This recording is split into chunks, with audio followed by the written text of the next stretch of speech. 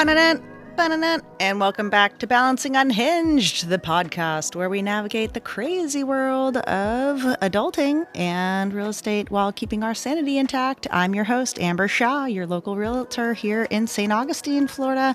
And today we're diving into a topic that's crucial for anyone thinking about selling their home staging and high return on investment tips, okay? Because we want to set our homes up well when we try to sell.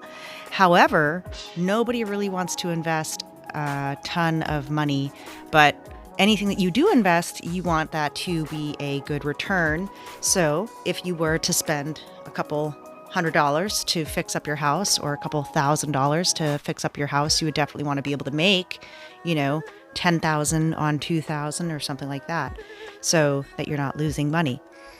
But you might be wondering, why should I stage my home? Well, I've got 3 amazing reasons that will not only help you and your home stand out in the competitive Florida market, but also align with the 8 dimensions of wellness as defined by SAMHSA.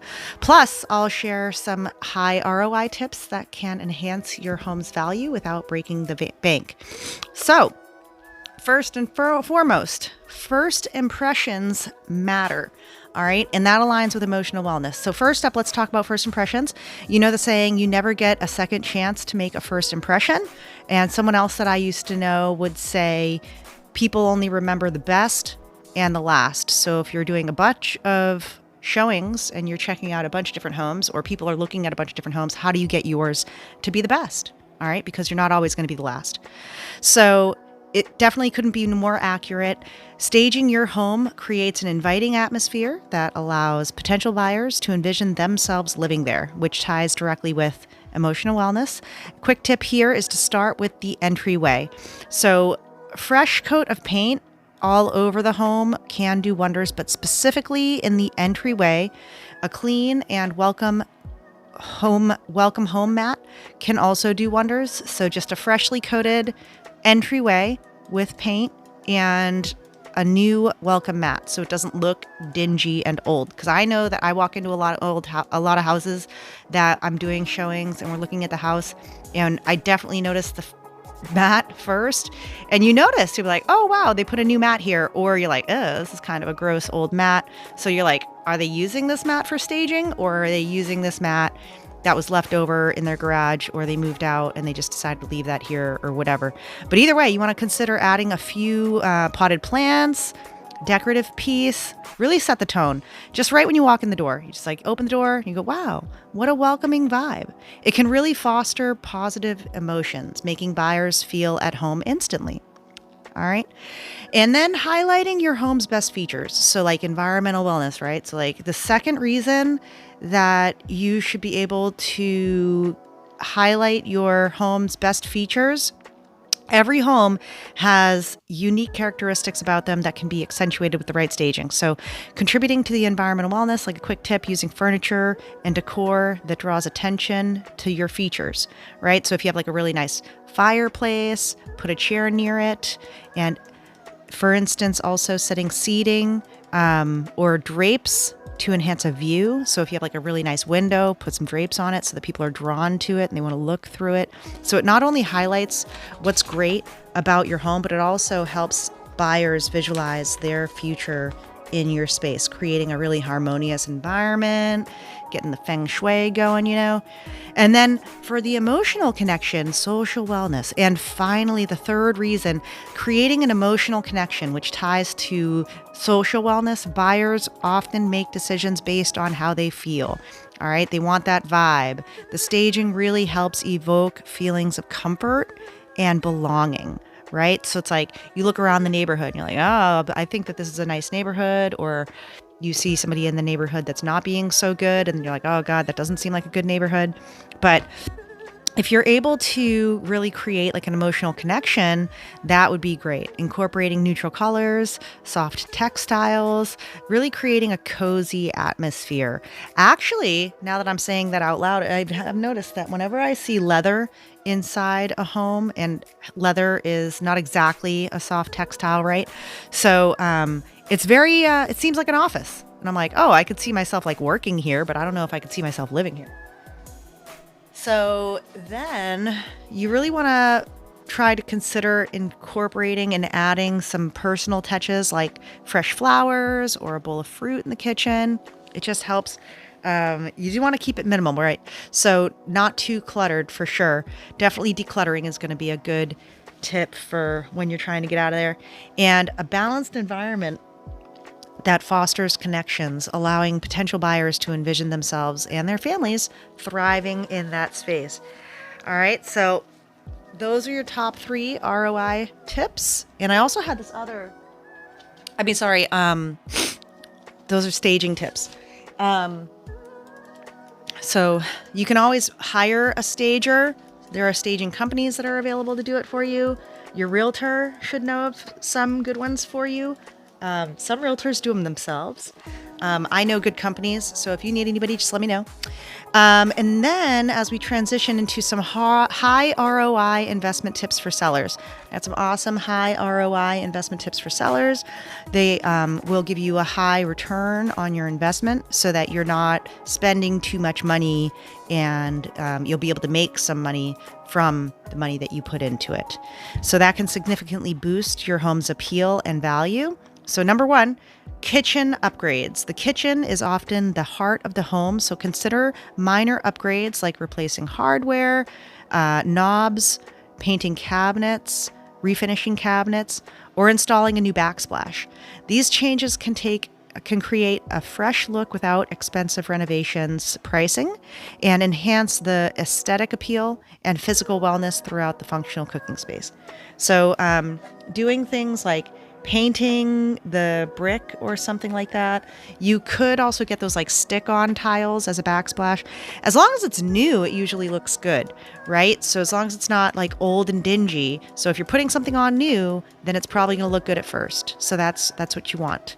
So the bathroom renovations are also great. Number 2, bathroom renovations can really also yield a high return, focusing on minor upgrades like new fixtures, fresh paint, updated lighting.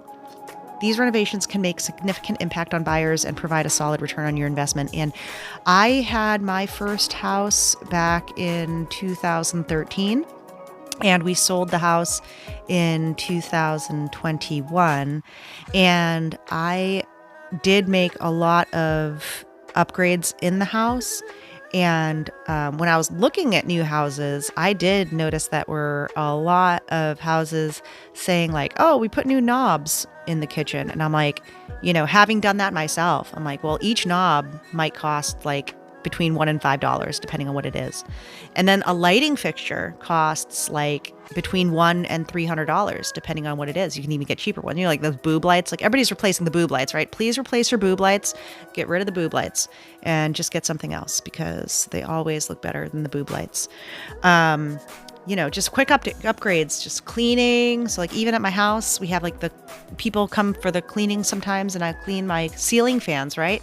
So if you go look at a house and you notice that the ceiling fans are gross, you can even paint these ceiling fans. Did you know you can paint almost everything? There are very few rules, unless you're doing like major renovations, you know what I'm saying? So you can paint just about anything. Don't be afraid. But don't paint the fixtures of the light fixture covers and the wall at the same time, because that looks gross. And don't paint on top of screws, please, for the love of God. All right, so that is going to be your highlights on kitchen upgrades and bathroom upgrades. And then last but not least, landscaping. Oh my God, curb appeal is so crucial. Environmental wellness also, that involves that. Simple landscaping like adding flowers, trimming bushes, and maintaining the lawn can significantly enhance your home's exterior. And those are also relatively inexpensive too. It's crazy because like this is the kind of stuff, like if you don't do it, you don't know what it costs. All right, so just go to the store and check it out, and you'll be surprised that it does not cost that much. So when I sold my old house, we redid all of our light fixtures, which was, I was going to mention that. And I was surprised that most of the light fixtures were not very expensive. I think the most expensive ones that I got were like $300, and they looked really nice. And I would not, I don't know, in my mind, a light fixture cost way more than $1,000. But it doesn't. So And they're relatively easy to change yourself. So I was able to do it with the help of my father-in-law. So he knows how to do it. And I bet you can find somebody that you know that knows how to do it. And then you can learn how to do it. And then you can do it yourself. And you'll be surprised how easy it is. Because if you look right at it, you'll see there's 2 screws right at the base, blah, blah. So now that I know how to do all these things, it's easy for me to see how much significant improvements can be made just by doing small things. I actually spent like $1,000 at my old house before I sold it, and I just spent a quick $1,000.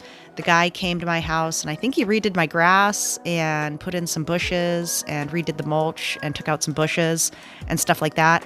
And it was literally $1,000. And dude, my house sold so quick. It was amazing. Honestly, it had me change my mind as to whether or not I wanted to sell it. And even now at my current house, I'm like, we should just upkeep this house and keep it nice, because we liked the house when we saw it the first time because it was nice. But now, when you start like getting busy and losing track of maintenance and stuff like that, and not taking the best care of it and not doing these things like keeping the landscaping looking nice and keeping your bathroom and kitchen looking nice and stuff like that. And then also if you could add fresh paint. So fresh paint definitely takes time. I was able to find some people that wanted to do it for a relatively cheap price. And then I actually, when I moved into my current house, I repainted. I'm not sure if they repainted before I left, but I didn't like the color. I didn't love it. For some reason, I thought it was green, but it was actually tan. But it was like the way that it bounced off the floor or something like that. But anyways, so you could also just freshly paint. If you freshly paint the entire house, you will be surprised at how quickly it will be having a lot of showings and some offers. Because when you go into a house and then you end up like thinking to yourself, oh man, I'm going to spend $300,000 or $400,000 on this house, or whatever amount is in your budget, right? That you're looking at a house, but you go, oh man, I'm going to spend like all my money on this house, and I'm still going to have to paint it when I move in. That's going to be so annoying. So like, just please help out your future liver of your buyer and give a fresh paint and really breathe some new life into the house. You can definitely usually want to choose neutral colors to appeal to the broader audience, because it can help buyers envision their own style in the space and create a conducive atmosphere for working and relaxation, as well as being able to just walk in there and being like, oh man, that was like too much, because like sometimes a bright splash of color is nice, but people have their own favorite color. Like look at my nails. I got pink and orange and I got blue on my toes. So I like color, right? But then like if I'm going to have color, and like this room is all the same color, but if you're going to have color, you want to have like an accent wall. So like I just had to take a listing off the market recently for my customer because we had 0 showings. They did a great job fixing up the house. Okay. It was fantastic, except they had a bunch of random walls that were painted black.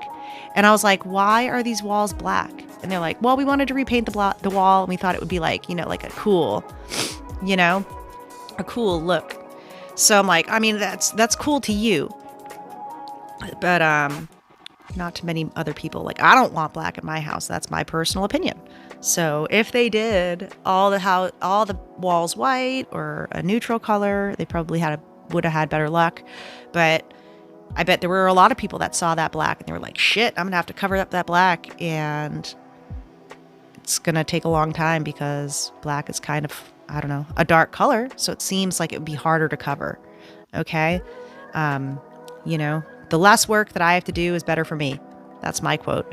I don't know if anybody else has that quote, but that's how I feel a lot of times. And then smart upgrades, intellectual wellness, right? Energy efficient upgrades. Consider making energy efficient upgrades like installing new windows or insulation, or upgrading to energy efficient appliances. These improvements not only save money in the long run, but also appeal to eco-conscious buyers. So especially if you have these like eco-friendly, environmentally friendly energy savings, cost savings, that kind of stuff. If you buy this house, you're going to save money because you're not going to spend so much on your electric bill, stuff like that. That'd be a great reason to buy a house. And then decluttering. So as we discussed earlier, staging and decluttering is essential. So a clean and organized space fosters a sense of community and belonging. It makes it easier for buyers to imagine themselves in your home. That's what you want. You want the buyer to picture themselves here. What would it be like if I lived in this house? Could I live in this house? Oh man, I would love this house because I could do this, and I would love this house because I could do this, and I live in this neighborhood because of this. Get them to picture it, right? What do you like about this house? What could you picture about this house? All right. But so selling your house, that's what you want. You want people to walk in and think to themselves, I could live here, right? So how do you do that? So integrating these wellness dimensions into your home staging and improvement projects and process can help create a space that's not only attractive to buyers, but also promotes positive living environment. So as we wrap up today's episode on home staging tips and high ROI investments, I also just wanted to read off this top 9 no demo home renovations list. So if you're looking for more ideas to talk, if you're looking for more ideas for ways to renovate your home without too much mess and stress of demolition, there are 9 projects that will level up your space and get the most interest from potential buyers. So open shelving has been one, and I know somebody who does a lot of open shelving these days. It is pretty. And painting brick. So there's this picture here with like a blue, teal kind of brick painted color. It looks nice, but I did go into a house recently. I want to tell you this. They painted over the brick, and they must have painted it over like 15 times though. So if you're going to paint over something, please make sure you prep properly, because if there's paint on a brick and it's not scrubbed down all the way, that you can feel the brickness. So this one was like covered in so much paint that you could, it was like gush. It was like fluffy. You know what I mean?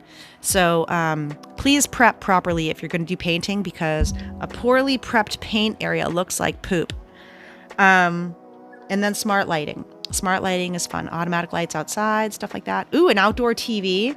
And that's relatively inexpensive, because you can get an inexpensive big TV for about $200 these days, and a mount for about $40. And then it's like a $250 entertainment system, extra room practically for like your house. Because I actually did sell a house where they had two.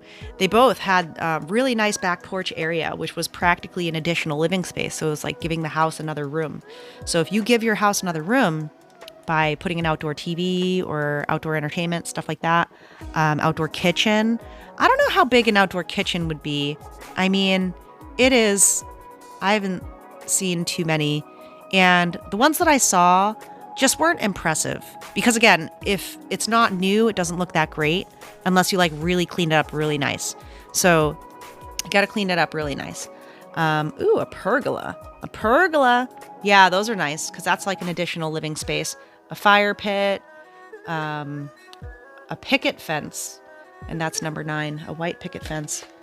I used to have a white picket fence. Now I got one of those black wrought iron fences. I don't know. I like them both. They're both cute. I think a white picket fence is just like way more picturesque though, because of all these children's books that we've been reading. So they got to start making some children's books with these black wrought iron fences again, so that my shit can look more classy. Anyways, that wraps up today's episode on home staging and high ROI strategies for sellers in St. Augustine, Florida, with a focus on wellness. I hope you found these tips insightful as you prepare to sell your home potentially. Get in touch with me if you have any questions, or if you want to share your own staging experiences, feel free to reach out. Don't forget to subscribe and join me next week for another episode on Balancing Unhinged. Until then, happy staging and stay unhinged. Bye.